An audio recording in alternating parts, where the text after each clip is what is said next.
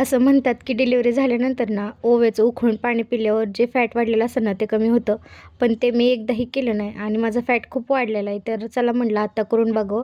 त्याच्यासाठी 1 ग्लास पाणी घेतला आणि त्याच्यात ना 1 चमचा ओवा टाकला आणि मस्त असं उकळून घेतलं आणि 1 ग्लास ना पिला.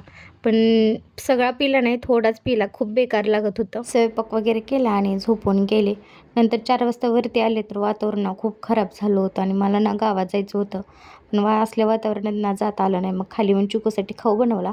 तोपर्यंत ना चिकूचे पप्पा मला पाणीपुरी घेऊन आले होते. खास तर मला गावात ना याच्यासाठी जायचं होतं आणि क्वांटिटीवर जाऊ नका, कारण एकतर पाणीपुरी थंड आणि आंबट असते आणि मला दोन्हीही चालत नाही, कारण चिकू अजून फीड करतो ना. त्यामुळे ना खाऊन घेतली होती तेवढीच आणि खूप दिवसातनं खाल्ली ना, त्यामुळं खूप भारी वाटत होतं आणि पाणीपुरीचं पाणी शिल्लक राहिलं होतं.